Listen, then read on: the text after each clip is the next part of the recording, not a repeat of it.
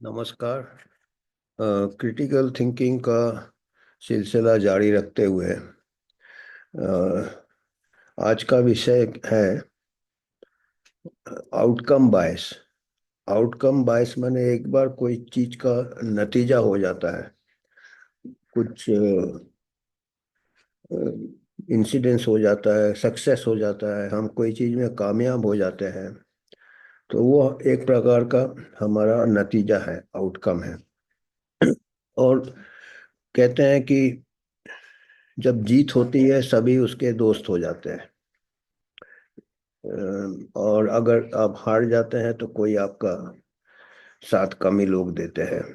और जब जीत होता है, कोई चीज में सफलता मिलता है, जब सफलता मिलता है तो फिर उसके चारों तरफ कहानियां बननी चालू हो जाती है। उसके चारों तरफ अ, ये लोग ये निकालना चालू कर देते हैं कि सक्सेस का राज कैसे, क्या है, या सक्सेस के लिए आपको ये करना वो करना वगैरह वगैरह। तो ये जो इनके किताब में चैप्टर 20 में हम आ गए हैं, मिलियन डॉलर या best seller, million copy best seller कहते हैं, मिलियन कॉपी बिक गया इसका। Art of thinking clearly, Rolf Dobelli. Thinking clearly का एक फायदा यह है कि आपको ज्यादा इंटेलिजेंट होने की जरूरत नहीं है। पर अगर आप जो थिंकिंग में हम जो गलतियां करते हैं, उसको अगर हम कम कर दें तो हमारा थिंकिंग बहुत हाई लेवल में हो जाता है, ऑब्जेक्टिव लेवल में।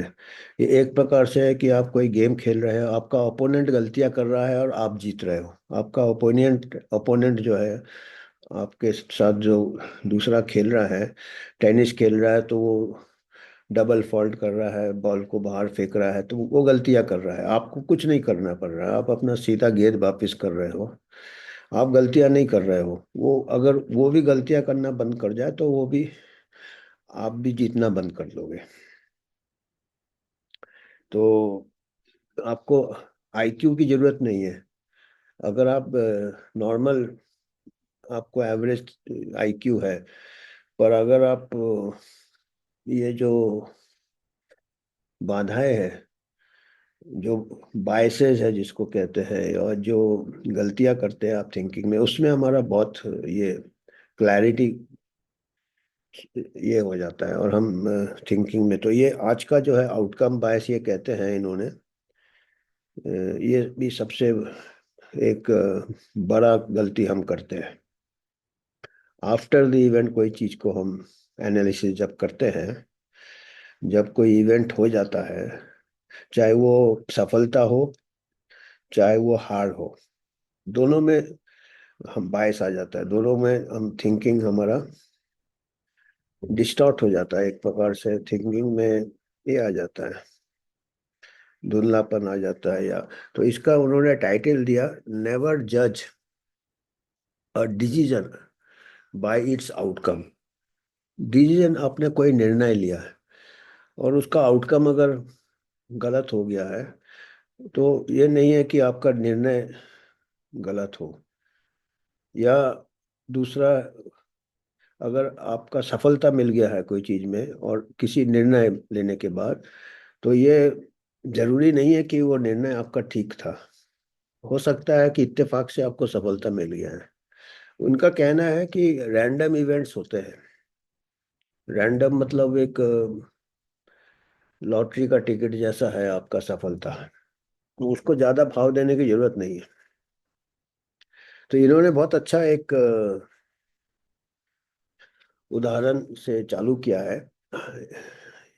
आप कल्पना कीजिए, काल्पनिक उदाहरण है कि 1 मिलियन बंदर, 1 मिलियन बंदर, मिलियन में 6 जीरो होते हैं, 1 और 6 जीरो, बंदर को स्टॉक मार्केट में छोड़ दिया स्पेकुलेट करने के लिए, स्टॉक मार्केट।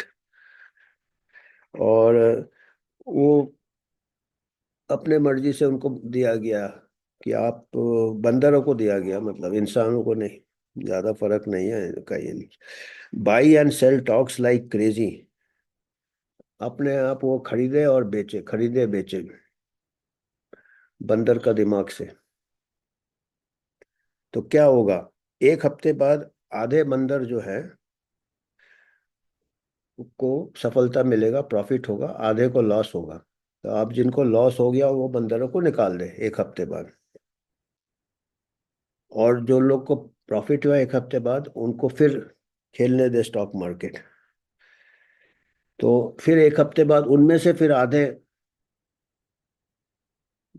फेल हो जाएंगे, आधे को प्रॉफिट करेंगे, आधे लॉस में जाएंगे। तो ऐसे 10 हफ्ते बाद क्या होगा, आपके पास 1000 बंदर बचेंगे। 10 10 हफ्ते बाद ऐसे ही खेल चलता रहा, 10 हफ्ते बाद आपको 1 मिलियन से 1000 बंदर बचेंगे, जिन्होंने हमेशा प्रॉफिट किया, जिनको लॉस हुआ ही नहीं। फिर और 20 हफ्ते बाद एक ही बंदर बचेगा, और उसको आप मान लीजिए वो एक कामयाब बंदर कहेंगे आप उसको स्टॉक मार्केट में। तो अभी मीडिया आ जाएगा बंदर से पूछने, वो उसके ऊपर पूछेंगे बंदर को कि उसका सक्सेस का राज क्या था, सफलता का राज क्या था, कामयाबी का राज। उस मीडिया आके कहानी बना लेगी बंदर से भी। They will find some perhaps, वो कुछ ना कुछ निकाल लेंगे कि ये केला ज्यादा खाता था, पूछेंगे जो भी कुछ भी पकड़ लेंगे, हाँ ये केला शायद ज्यादा खाता था, और यह शायद ये जो केज है पिंजरे के एक कोने में बैठता था, और ये तो पैर में ऐसे करके स्विंग करता था, ऐसे नहीं करके ऐसे करता था, या फिर काफी देर तक ऐसा चुप रहता था। मतलब कुछ ना कुछ उसमें गुण ढूंढेंगे वो, कुछ तो निकालना चाहिए उसमें से, ऐसे कैसे सफलता हो गया, वो कैसे इतना ब्रिलियंट हो सकता है। 1 मिलियन बंदर में नंबर 1 आया वो। 20 हफ्ते बाद ऐसे तो संभव ही नहीं हो सकता कि वो, तो ये कहानी बन जाती है वो सक्सेस स्टोरीज। तो ये मंकी स्टोरी आउटकम बायस बता रहा है, कि इसको कहते हैं आउटकम बायस, कि एक बंदर भी अगर, अभी हम रैंडम ये तो भूल ही जाते हैं, रैंडम यानी कुदरती होता है, कई इवेंट्स होते हैं तो हमारा सफलता भी ऐसे ही होता है, उसके बाद हम उसके पीछे कहानियां बनाना चालू कर देते हैं। एक मैंने बहुत पहले पढ़ा था, मैं पता नहीं शायद वो सही बोल रहा गलत, पर अर्नेस्ट हेमिंग्वे का किताब था। अर्नेस्ट हेमिंग्वे अमेरिकन ऑथर थे, बहुत एडवेंचरस टाइप के थे अर्नेस्ट हेमिंग्वे। नोबेल प्राइज भी मिला था उनको लिटरेचर में, 1950 में नोबेल प्राइज शायद मिला था। उनका एक किताब था फेयरवेल टू आर्म्स, जहाँ तक मैं नाम, उसका पिक्चर भी बना था, देखा भी था मैं उसका पिक्चर 1970 में।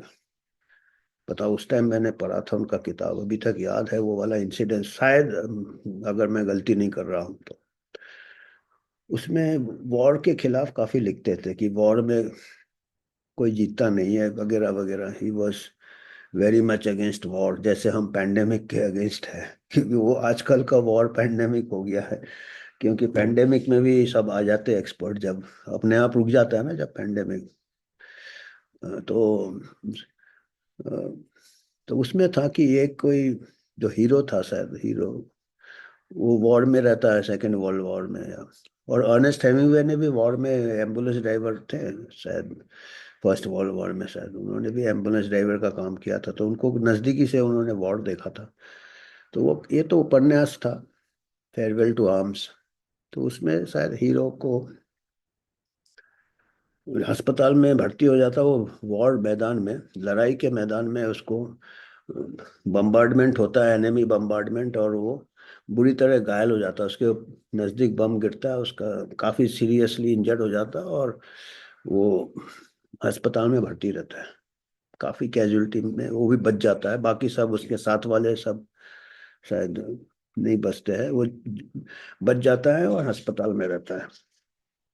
शायद वही उसी एंगल से शायद उसको किसी के साथ मोहब्बत भी हो जाता, अस्पताल के कोई नर्स के साथ। जहां तक अभी मैं एक मेन इससे डाइवर्ट हो रहा हूँ, तो उसको फिर क्या होता है कि उसको बहुत बड़ा अवार्ड दे देते हैं। वो होता है ना वॉर में अवार्ड जो होता है, बहुत बड़ा अवार्ड, विक्टोरिया क्रॉस उनका जो भी अवार्ड होगा, उनका जो, तो जैसे ही अवार्ड दे देते उसका मीडिया वाले आ जाते हैं, यार इसको तो बहुत इसने ये काम किया है, बहादुरी का काम किया होगा, तो उससे पूछने के लिए आ जाते हैं कि भाई आप कैसे आज आपको लग गया है, कैसे आपने अपना जान जोखिम में डाल के अपने देश के लिए जो भी है। अब उसको कुछ समझ में नहीं आता, उसको मालूम ही नहीं रहता कैसे आ गया, और वो तो बेहोश हो जाता है, अब कुछ नहीं किया था उसने। तो वो बड़ा हैरान हो जाता, क्या बताए क्या करे। अब वो बोलता मैं तो मैं आई वॉज हैविंग माई, बैठ के मैं खाना खा रहा था, अपना लंच या सैंडविच खा रहा था। वो नहीं नहीं ऐसे नहीं चलेगा, आपने कुछ तो किया होगा। उसको कुछ किया ही नहीं था बेचारे ने, उसको ढकेल दिया था। पर उसको बताना था कि भाई बहुत बड़ा कुछ योद्धा था, ये था वो था। तो पर बना देते वो स्टोरी बना देते कि कैसे भी बनाते हैं, भी कहाँ उसको बम गिरा, कहाँ उसमें वीरता दिखाएगा आदमी कोई। तो ऐसा चांस से किसी को भी मतलब बच गया वो, उसका यही कहना था कि मैं बच गया, ये बहुत बड़ी बात है। अभी मैं क्या किया था यह नहीं बता सकता, मेरे साथी भी मेरे साथ थे, उन्होंने भी उतना ही वीरता दिखाया होगा या लड़ाई के मैदान पे थे। मैं बच गया, बस इतना ही फर्क है मेरे में। पर वो निकालते हैं वो कुछ ना कुछ कि कैसे मिला।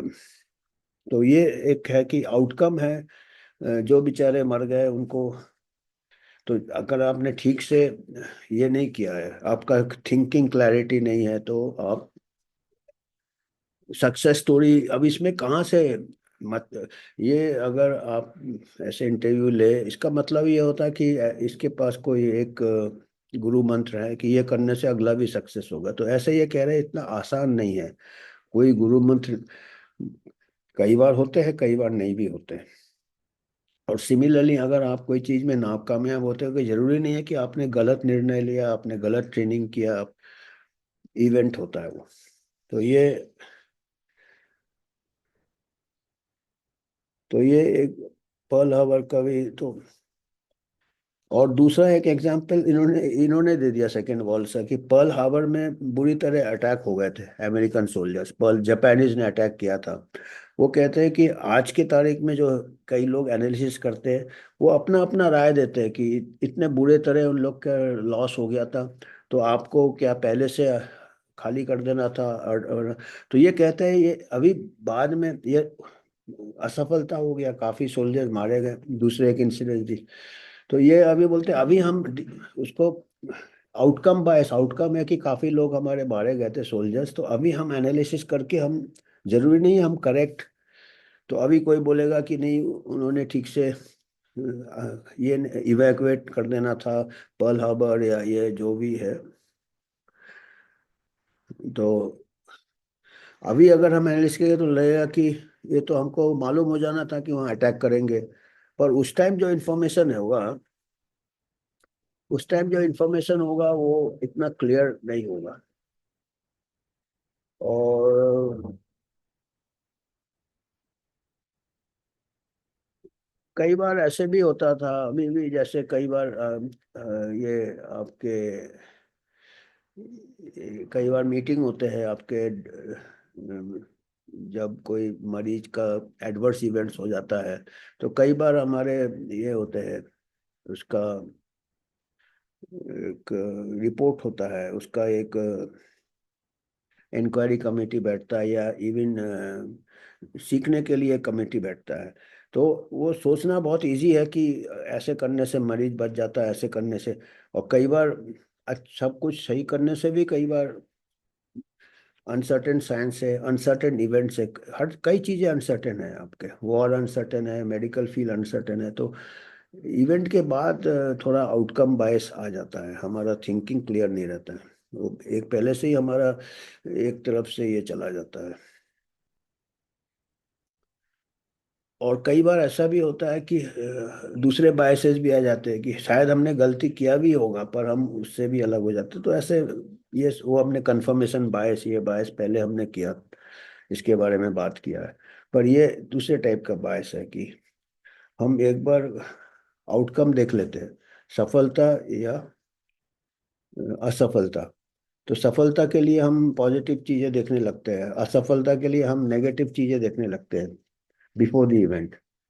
तो पहले से ही माइंड बना लेते हैं कि ये सफल हुआ तो पॉजिटिव कुछ किया होगा। ऐसा हमेशा नहीं हो सकता है, कभी कभी हो सकता है, हमेशा नहीं हो सकता है। कई बार सब कुछ सही करने के बाद भी असफलता हो सकता है। ये एग्जाम्पल दिया है।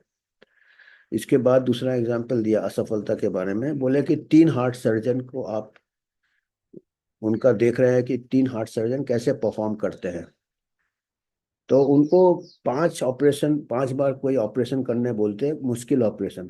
तीनों हार्ट सर्जन को 5 5 5 3 ऑपरेशन करते हैं। और आपको मालूम है कि इसका जो संभावना है, इस ऑपरेशन जो डिफिकल्ट ऑपरेशन है, तो आपको मालूम है बैकग्राउंड डेटा से कि 20% इसका डेथ रेट है, मृत्यु दर 20% है। मतलब 100 लोग एक ऑपरेशन करेंगे तो 20 मरीज बचते नहीं है। तो आपने 5 ऑपरेशन करने, हर 3 सर्जन है। तो सर्जन ए, उसने 5 ऑपरेशन किया, एक का भी देहांत नहीं हुआ। सर्जन बी, एक पेशेंट का देहांत हो गया 5 में से। और सर्जन सी, 2 मरीज का देहांत हो गया 5 में से। तो आप कैसे उनको रेटिंग देंगे, ए बी सी को? तो अधिकतर लोग बोलेंगे सर्जन ए बेस्ट है, उसका एक भी मरीज नहीं मरा। और सर्जन बी का एक मरीज मरा तो वो सेकंड बेस्ट है, और सर्जन सी का 2 मरीज मरा तो वो थर्ड बेस्ट है। इसका मतलब ये, अगर ऐसे आप उनको जज करेंगे तो आप आउटकम बायस के शिकार हो गए। बोला इतना इजी नहीं है, इतना कम सैंपल में कुछ रैंडम इवेंट्स हो सकते हैं। हजारों सैंपल दो उनको, हजार हजार, तब एक्चुअल पता चलेगा। क्योंकि 5 का सैंपल साइज बहुत छोटा है। इसीलिए हम कहते हैं, जब हम ट्रायल करते हैं बहुत छोटे सैंपल साइज के करते हैं। अगर एडवर्स इवेंट्स 800 में एक को हो रहा, 1000 में एक हो रहा, तो हमारे सैंपल साइज में अगर 3000 में भी करेंगे तो 3 4 एडवर्स इवेंट्स होंगे। और अगर 3 ग्रुप होंगे या 2 ग्रुप होंगे तो 3 2 2 ऐसे बढ़ जाएंगे। तो हमको बहुत पता नहीं चलेगा, हमको एनालाइज नहीं कर सकते कि ये चांस से भी हो रहा है कि ये सही में हो रहा है। इसलिए हमको जो दुष्प्रभाव के लिए हमको बहुत बड़ा सैंपल चाहिए।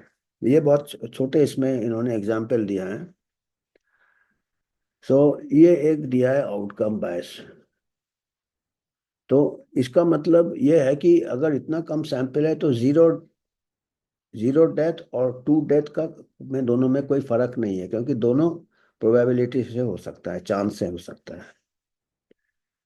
तो आखिरी में यही बता रहे हैं कि किसी भी डिसीजन को, निर्णय को आप उसके नतीजे से नहीं जज कीजिए। जहाँ पे रैंडमनेस और एक्सटर्नल फैक्टर्स, दूसरे फैक्टर्स भी आ जाते हैं, चांस आ जाता है, उसके लिए हो सकता है नतीजा। A bad result does not automatically indicate a bad decision and vice। नतीजा खराब आया तो जरूरी नहीं है कि जो प्रोसीजर गलत था, राइट प्रोसीजर में भी। और ये भी जरूरत नहीं है कि अगर नतीजा अच्छा है तो अपने को शाबाशी दो। नहीं, आपको देखना है कि बहुत लार्ज नंबर में ये डिसाइड होता है। और ये छोटे सैंपल में या छोटे इवेंट्स में हम नहीं पता कर सकते। तो अक्सर हम ये गलती करते हैं, कुछ कम पेशेंट में हम करते हैं।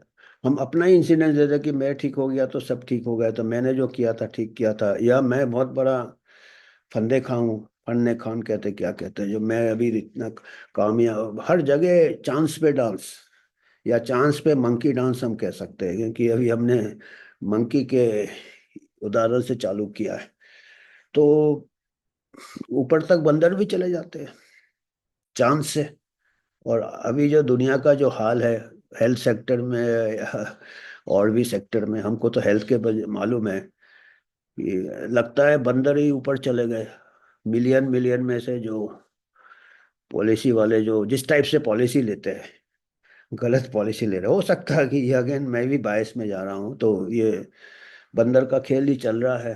कभी भी पेंडेमिक डिक्लेयर कर रहे हैं, कभी भी कुछ ना कुछ लगा दे रहे हैं, मंकी बिजनेस चल रहा है।